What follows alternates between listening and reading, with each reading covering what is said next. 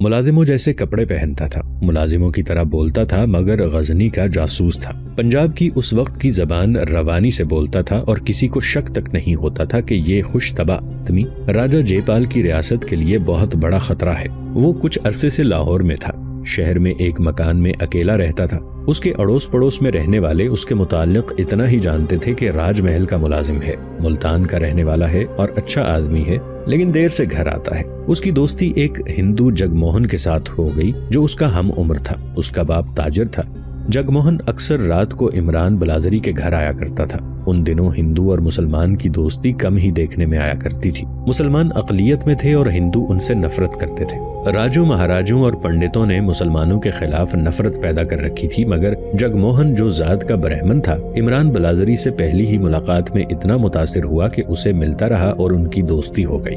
दोस्ती के इब्तदाई दिनों का वाकया है कि एक रात जगमोहन बलाजरी से मिलने उसके घर आया तो जगमोहन रो रहा था। आज मेरी बहन जिंदा जला दी गई है, जगमोहन ने बलाजरी को बताया। किसने जलाई? इमरान बलाजरी ने पूछा।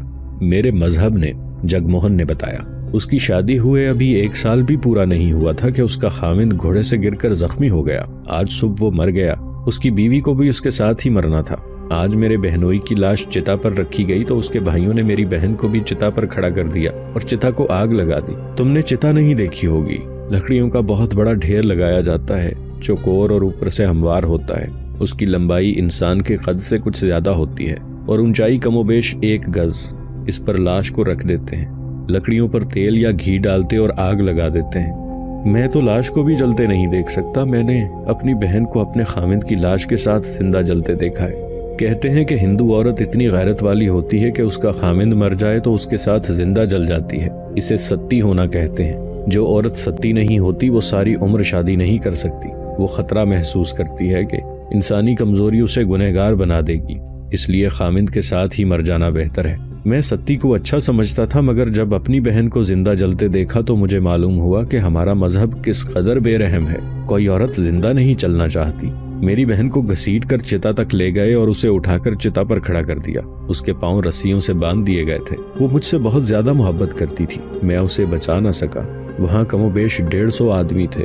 कोई भी उसे बचाने के लिए आगे न बढ़ा। सब मजहब की जंजीरों में जकड़े हुए थे। मैंने मुंह दूसरी तरफ फेर लिया। मुझे लकड़ियों के जलने की आवाज आई और उसके साथ ही मुझे अपनी बहन की चीखें सुनाई दी। मैंने घूम कर देखा। शोले बहुत ऊंचे थे। उनमें मुझे अपनी बहन नजर आई। वो चीख रही थी। फिर जलती लकड़ियों की तड़ाख ने उसकी चीखें खत्म कर डाली। मुझे गशी आने लगी।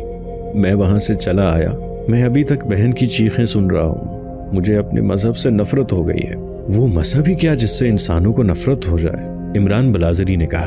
वो मजहब ही क्या जो इंसान को जीने के हक से महरूम कर दे? कोई मजहब बर्बरियत की इजाजत नहीं देता। मैं तुम्हें अपने मजहब में लाने की कोशिश नहीं कर रहा, सिर्फ बता रहा हूँ कि मेरा मजहब औरत के लिए बहुत नर्म है।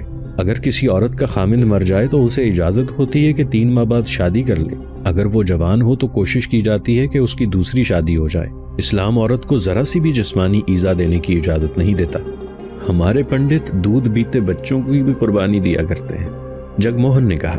ऐसा अक्सर होता है कि खुश्क साल हो, कहत का खतरा हो, सैलाब का डर हो तो किसी का मासूम बच्चा पकड़कर उसे ज़िबा कर दिया जाता है, फिर उसकी लाश जला दी जाती है। अब हमारा राजा गजनी से शिकस्त खार कर आया है तो पंडितों ने उसे कहा है कि वो एक कमारी लड़की की कुर्बानी दे तो उसकी शिकस्त फतह में बदल जाएगी। ये कुर्बानी कब दी जा रही है? पंडित खास किस्म की लड़की की तलाश में है, जगमोहन ने जवाब दिया। उन्होंने ऐलान कर रखा है कि लोग मंदिरों में अपनी कमारी बेटियों को भेजा करें। लड़कियां मंदिरों में जाती हैं। अभी पंडितों को खास किस्म की लड़की नजर नहीं आई। तुम्हारी कोई बहन कमारी तो नहीं? मेरी छोटी बहन कमारी है, जगमोहन ने कहा, लेकिन मैं उसे मंदिर में नहीं जाने देता। मेरे बाप ने भी कहा है कि वो मंदिर में न जाया करे। मेरी बहन बहुत खूबसूरत है। मुझे डर है कि वो पंडितों के सामने गई तो उसे कुर्बानी के लिए मुंतखब कर लेंगे। इमरान बलाजरी को मौका मिल गया। उसने जगमोहन को इस्लाम के बुनियादी उसूल बताए और कहा, हमारा मजहब बनी नोए इंसान की बहबूद और हुकूक देने के लिए आया था। जगमोहन का दिल जख्मी था। इमरान बलाजरी की बातों से उसे तस्कीन होने लगी। तुमने अच्छा किया है कि अपनी छोटी बहन को पंडितों से छुपा रखा है, बलाजरी ने कहा। राजा जयपाल ने शिकस्त खाई है तो ये उसकी गलती है। वो अपने आप को फरेब दे रहा है और अपनी कौम को भी। हकीकत यह है कि उसे तुम्हारे पंडित फरेब दे रहे हैं। हर कोई बादशाह या महाराजा की खुशनुदी चाहता है। हर एक का अपना अपना तरीका होता है। ये मुसलमानों में भी होता है, ईसाइयों में भी। पंडित हो या मौलवी, उसके पास मजहब की पेशवाई होती है, इसलिए वो मजहब को मोड़ तोड़ कर अपने बादशाह को खुश कर लेता है। तुम्हारे पंडितों ने भी यही किया है। राजा जयपाल को ये कहने की बजाय कि अपनी गलतियों और सुल्तान सपुक्तगीन की कामयाबियों को परखे और अपनी फौज में रद्दोबदल करे, पंडितों ने उसे ये कहकर उसका दिल परचा दिया है कि देवता नाराज हैं और वो एक कंवारी की कुर्बानी मांगते हैं। तुम जिसे अपने मजहब की खराबी कहते हो, ये दरअसल तुम्हारे मजहबी पेशवाओं की खराबी है। इंसानों की पैदा करदा खराबियां हमारे मजहब में भी हैं। हमारे मौलवी और इमाम भी बादशाह की खुशनुदी हासिल करने के लिए ऐसी ऐसी कबाहतें पैदा कर लेते हैं जिन्हें इंसानी जहन कबूल नहीं करता, लेकिन इस पर वो मजहब की छाप लगाकर लोगों का मुंह बंद कर देते हैं। अगर बादशाह अपने तख्तो ताज की मजबूती के लिए मजहब को इस्तेमाल करे और मजहब की आड़ में बैठ जाए तो मजहबी पेशवा उसे मजहब के ही उसूलों और फलसफों को तोड़ मोड़ कर उसे आड़ मुहैया कर देते हैं। अगर यही बादशाह मजहब से निगाहें फेर कर रियाया पर जुल्म तशद्दुद शुरू कर दे तो यही मजहबी पेशवा उसकी धांधलियों और झूठ को मजहबी जवाज मुहैया कर देंगे। मजहब हर किसी के लिए काबिल कबूल होता है। मजहब को इसके पेशवा काबिल नफरत बनाया करते हैं। क्या तुम्हारे मजहब में इंसानों की कुर्बानी दी जाती है? जगमोहन ने पूछा। नहीं, इमरान बलाजरी ने जवाब दिया। हमारा मजहब इसे कत्ल कहता है। अगर हमारा कोई मजहबी पेशवा किसी को इंसानी कुर्बानी के लिए तैयार करेगा तो वो कातिल कहलाएगा और सजाए मौत पाएगा। मुसलमान मैदान जंग में अपनी जानें दिया करते हैं और यही सुल्तान सपुक्तगीन की कामयाबी का राज है। मैं तुम्हारे मजहब की तौहीन नहीं करना चाहता, हकीकत बयान करता हूँ। हम सिर्फ एक खुदा की इबादत करते हैं। हमारे कई एक खुदा नहीं और हमारे खुदा पत्थर और मिट्टी के भी नहीं। अपनी अक्ल इस्तेमाल करो। ये बुत एक जगह धरे रहते हैं, तुम उन्हें सिर्फ मंदिरों में देख सकते हो। ये अपने ऊपर बैठी मक्खी को भी नहीं उड़ा सकते। इनमें जान नहीं, रूह नहीं। हिम्मत करो, एक बुत को तोड़ कर देखो, फिर देखना कि ये खुदा अपने टुकड़े जोड़ सकता है या नहीं, और ये तुम्हारा क्या बिगाड़ेगा। हमारा खुदा सिर्फ मस्जिद में नहीं रहता, हर जगह मौजूद है और हमारे दिलों में भी रहता है। वो किसी इंसान का खून नहीं मांगता, न किसी कंवारी को अपने सामने ज़िबा करा के खुश होता है। इमरान बलाजरी की जबान का जादू उस जवां साल हिंदू को मशहूर कर रहा था। इस तासुर की एक वजह तो ये थी कि बलाजरी की जबान में सहर था और दूसरी वजह ये कि जगमोहन ने अपनी बहन को जिंदा जलते देखा था। ये इंसानी जज्बात थे जो पंडितों और पत्थर के खुदाओं पर गालिब आ गए थे। इमरान बलाजरी ने उसे उसके मजहब से मुनहरिफ कर दिया था या इनहराफ और नफरत का बीज बो दिया था। जगमोहन के आंसू बहे जा रहे थे और उसके चेहरे पर दहशत का तासुर भी था। उसे जैसे अभी तक अपनी बहन जलती नजर आ रही थी। तुम्हारा गम ऐसा है जो बांटा नहीं जा सकता, इमरान बलाजरी ने कहा। मैं हमदर्दी के 2-4 अल्फाज कह सकता हूँ। अगर मैं तुम्हारे किसी काम आ सकता हूँ तो मुझे बताना। गमजदा हालत में हमदर्दी के 2-4 अल्फाज भी बड़े मददगार होते हैं। जगमोहन इमरान बलाजरी का मुरीद हो गया और उसकी बातों को दिल में बिठाने लगा। एक रोज बलाजरी को काम से छुट्टी थी। वो जगमोहन को शिकार पर ले गया। उसके पास तीर कमान थी। ये भी जगमोहन के दिल बहलावे का एहतमाम था। वो शहर से दूर जंगल में निकल गए। दोनों ने बहुत से परिंदे शिकार किए। इमरान, जगमोहन ने हंसकर कहा, तुमने मुझसे इन परिंदों का नाहक खून कराया है। तुम जानते हो कि मैं ब्राह्मण हूँ, हमें गोश्त खाने की इजाजत नहीं है। अगर तुम गोश्त खाओ तो तुम्हारे ख्यालात बदल जाएं। बलाजरी ने कहा, मैं तुम्हें आज गोश्त खिलाऊंगा। अगर पत्थर के किसी बुत ने तुम्हें सजा दी तो वो मैं भुगतूंगा। उसने परिंदों के पर उतारे, परिंदे साफ किए और लकड़ियां वगैरह इकट्ठी करके आग पर परिंदे भून लिए। वो नमक साथ ले गया था। जगमोहन गोश्त को हाथ लगाते डर रहा था। इमरान बलाजरी ने जबान का जादू चलाया तो जगमोहन ने कांपते हुए हाथों से एक परिंदा उठाया और दांतों से एक बोटी मुंह में डाली। उसने गोश्त का जायका पहली बार चखा था।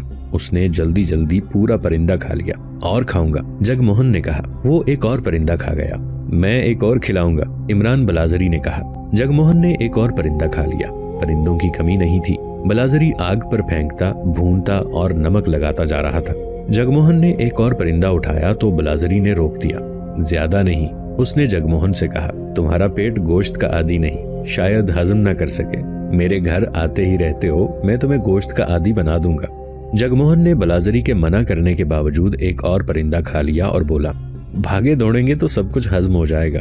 उस रोज के बाद जगमोहन इमरान बलाजरी के घर जाता तो गोश्त की फरमाइश करता। बलाजरी उसके लिए गोश्त तैयार रखता।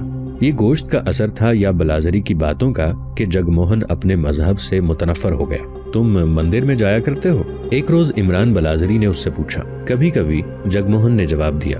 अब तो एक रस्म पूरी करने जाता हूँ। तुम जिस बुत या मूर्ति के सामने बैठकर इबादत किया करते हो, उसे एक रोज कहना कि तुम गोश्त खोर हो गए हो। इमरान बलाजरी ने कहा, फिर देखना तुम्हारा ये मसनूई खुदा तुम्हें क्या कहता है। वो कुछ नहीं कहेगा। तुम इतने दिनों से गोश्त खा रहे हो, तुम्हें इन बुतों ने क्या सजा दी है? अलबत्ता तुम्हारे किसी पंडित को पता चल गया तो वो तुम्हारे खिलाफ तूफान बपा कर देगा। जगमोहन अपने मजहब के खिलाफ दलेर हो गया। शाम के बाद का वाकया है। इमरान बलाजरी अपने घर में था। एक बड़ी ही खूबसूरत लड़की उसके घर में आई। लड़की का रंग गोरा, आंखें शरबती और बाल भी शरबती रंग के थे। वो खूबसूरत तो थी ही, लेकिन उसमें जो कशिश थी वो उसके जिस्म की साख्त की बदौलत थी। उसकी चाल ढाल में अनोखी कशिश थी। उसकी उम्र बमुश्किल 16-17 साल थी। इमरान बलाजरी उस लड़की को ऐसे वक्त जब शाम गहरी हो गई थी अपने घर में देखकर हैरान रह गया। इमरान बलाजरी तुम हो? लड़की ने पूछा। हाँ मैं ही हूँ। मैं जगमोहन की बहन हूँ, लड़की ने कहा। मेरा नाम ऋषि है, जगमोहन को देखने आई हूँ। मेरे बाप की तबीयत खराब हो गई है। घर में कोई मर्द नहीं जो किसी सियाने को बुला लाए। मुझे मालूम था कि मेरा भाई तुम्हारे पास आया करता है। हाँ आया करता है, लेकिन देर बाद, इमरान बलाजरी ने कहा। रात गहरी हो चुकी होती है तो आता है। मैं तुम्हारे साथ चलता हूँ, किसी वेद या सियाने को बुला लाऊंगा। तुम अकेले रहते हो यहाँ? ऋषि ने पूछा। बिल्कुल अकेला। बीवी नहीं? ऋषि ने मुस्कुराकर पूछा। अभी शादी नहीं हुई। उस हिंदू लड़की के चेहरे के तासुरात और मुस्कुराहट से पता चलता था कि वो उस घर से जल्दी नहीं निकलना चाहती। इमरान बलाजरी एक तासुर बनकर उस पर छा गया था। तुमने शादी क्यों नहीं की? ऋषि ने पूछा। तुम्हारा बाप बीमार है ऋषि, इमरान बलाजरी ने कहा। तुम्हें जल्दी घर जाना चाहिए। इतना ज्यादा तो बीमार नहीं, लड़की ने कहा। वैसे ही तुम्हारे पास रुक गई हूँ। तुम्हें अच्छा नहीं लगता तो चली जाती हूँ। मेरा भाई तुम्हारी बहुत तारीफें किया करता है। तुम्हें देखने का बहुत शौक था। तुम वाकई अच्छे आदमी हो। जगमोहन बहुत उदास रहता है। उसने खाना पीना भी कम कर दिया है। इमरान बलाजरी के मुंह से निकल चला था कि जगमोहन ने खाना पीना इसलिए कम कर दिया है कि वो उससे चोरी छुपे गोश्त खा जाता है, लेकिन उसे याद आ गया कि ये एक राज है। उसने कहा, जिसने अपनी बहन को जिंदा जलते देखा हो वो उदास ना हो तो क्या करे? तुम्हें भी अपनी बहन का बहुत गम होगा। ऋषि ने आह ली और उसकी आंखों में आंसू आ गए।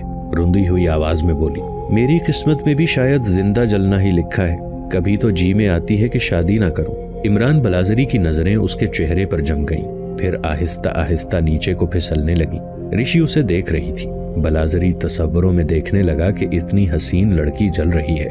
तसव्वुरों के शोले उसके अपने सीने को जलाने लगे।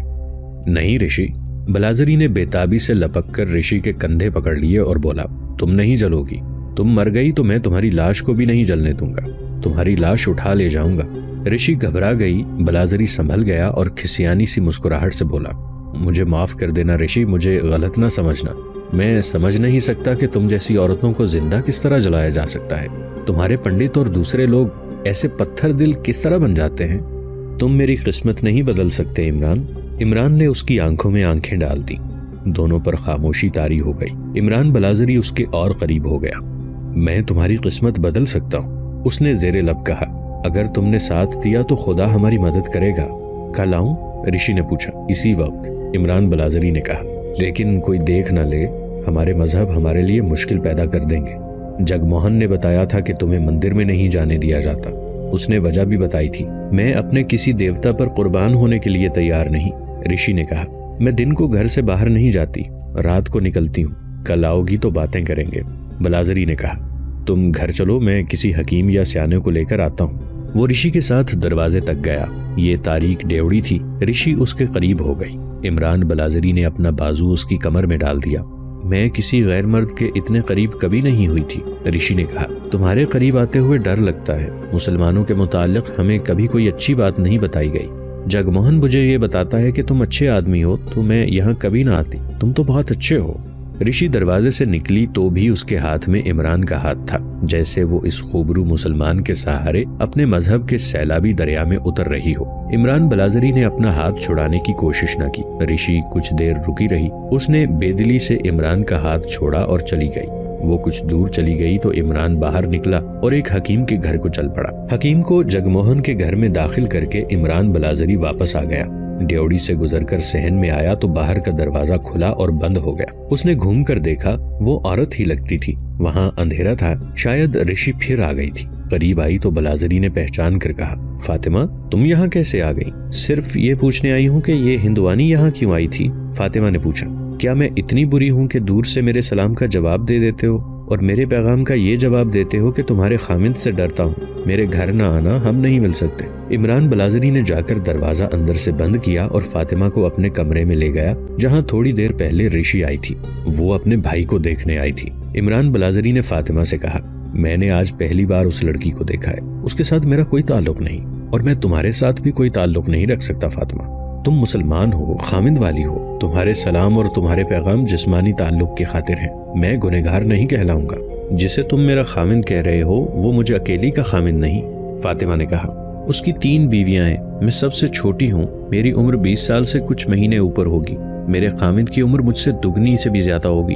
उसने 3 बीवियां सिर्फ इसलिए रखी हुई हैं कि वो दौलतमंद ताजिर है। खुदा ने उसे ऐसी शक्ल सूरत भी नहीं दी कि कोई औरत उसे पसंद करे। उसका जिस्म इस काबिल नहीं कि 3 बीवियां उससे खुश रहें, मगर दौलत के जोर पर उसने मुझ जैसी जवान लड़की को तीसरी बीवी बना लिया है। अगर इस किस्म का मर्द 3 बीवियां रख सकता है तो क्या एक औरत वो खामिद नहीं रख सकती?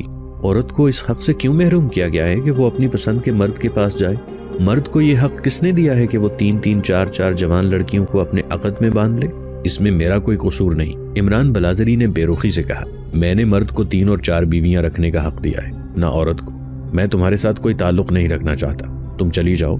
तुम्हारे खामिद को पता चल गया कि तुम यहाँ हो तो मेरी मुसीबत आ जाएगी। वो यहाँ नहीं है, फातिमा ने कहा, पेशावर माल लेने चला गया है। वो 1 महीने से ज्यादा अरसा गायब रहेगा। मुझे साथ ले जाना चाहता था, लेकिन मैंने ऐसी बीमारी का बहाना बनाया कि वो घबरा गया। वो दूसरी बीवी को साथ ले गया है, उससे बड़ी कहीं और चली गई है।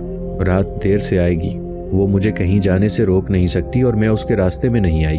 तुमने मुझे मुसलमान कहा है, मैं नाम की मुसलमान रह गई हूँ। मेरा कोई मजहब नहीं, मेरे बाप का मजहब और ईमान सोना चांदी है।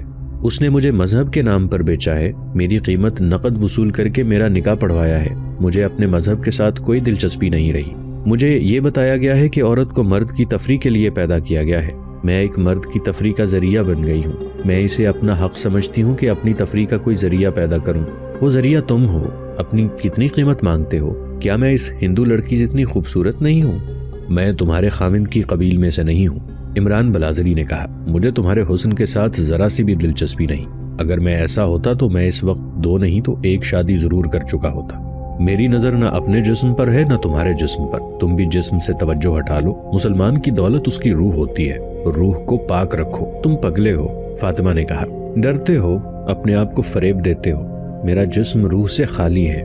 जो औरत नीलाम हो जाती है उसकी रूह मर जाती है। तुम मेरी रूह को जिंदा कर सकते हो? फिर अपने खामिद से तलाक ले लो, मेरी बीवी बन जाओ। ये मुमकिन नहीं, फातिमा ने कहा। मैं तुम्हारे साथ घर से भाग सकती हूँ, नकद भी साथ लाऊंगी, जेवरात भी, जहाँ कहोगे चलेंगे। वो उसके करीब आ गई, बाहें उसके गले में डालकर जज्बाती और मखमूर आवाज में बोली, तुम मेरी जंजीरों से निकल नहीं सकोगे। अपने खामिद के सिवा मैं किसी और मर्द के जिस्म से वाकिफ नहीं। तुम्हें मेरे दिल ने चाहा है, मेरी रूह प्यासी है। तुम नफ्स की आग में नहीं, इंतकाम की आग में जल रही हो। इमरान ने कहा, इसमें अपने बाप को जलाओ जिसने नकदी लेकर तुम्हारी जवानी के ख्वाब उस हवसकार खामिद के हवाले कर दिए थे। फिर उस खामिद को इस आग में झोंको। तुम मेरा साथ दोगे? तुम क्या करना चाहती हो? अपने खामिद को जहर दे दूं तो मुझे यहाँ से कहीं दूर ले जाओगे? इमरान बलाजरी गहरी सोच में खो गया। फातिमा ने उसके पहलू में बैठकर एक बाजू उसके गले में डाला और गाल उसके गाल से लगा दिया। वो तड़प उठा जैसे पिंजरे में बंद कर लिया गया हो। मैं तुम्हारा साथ दूंगा, उसने फातिमा के बाजू से आजाद होकर परे हंसते हुए कहा, लेकिन अपने खामिद को उस रोज जहर देना जिस रोज मैं कहूंगा। इससे पहले मैं कहीं और जरिए मौश का इंतजाम कर लूंगा। धोखा तो नहीं दोगे? नहीं। मुझे अपने घर आने से रोकोगे तो नहीं? ना आओ तो अच्छा है, बलाजरी ने कहा। किसी को शक नहीं होना चाहिए कि तुम्हारा मेरे साथ ताल्लुक है। फातिमा मुतमईन होकर चली गई, मगर इमरान बलाजरी का दम इस तरह घुट रहा था जैसे उसकी गर्दन फांसी के फंदे में आ गई हो। फातिमा ऋषि जैसी खूबसूरत थी और वो जज्बात का आतिशफशां पहाड़ थी। उसके खामिद का घर उसी गली के आखिर में था जो अमीराना ठाट की हवेली थी। फातिमा ने इमरान बलाजरी को अपने घर के सामने से गुजरते कई बार देखा था। उसने कई बार इस खूबरू मर्द को सलाम किया, फिर एक गरीब सी औरत की ज़बानी मुलाकात के लिए पैगाम भेजे थे, मगर इमरान उसे पहलू बचा रहा था। आज रात फातिमा ने एक हिंदू लड़की को इमरान के घर से निकलते देखा तो रकाबत ने उसे इतना दलेर बना दिया कि वो इमरान के घर आ गई। इमरान को यूं महसूस हुआ जैसे दहकते अंगारों पर नंगे पांव चल रहा हो। फातिमा ने अपने खामिंद को जहर देने की तजवीज पेश की तो इमरान बलाजरी को फरार का रास्ता नजर आ गया। उसे फातिमा बता चुकी थी कि उसका खामिंद 1 माह बाद आएगा। बलाजरी ने सोच लिया कि 1 माह तक फातिमा धोखे में रहेगी। हकीकत ये थी कि इमरान बलाजरी को ऋषि इतनी अच्छी लगी थी कि वो उसे बार बार मिलने को बेताब हो रहा था। फातिमा ऋषि से कम खूबसूरत नहीं थी, लेकिन ये दिल का मामला था।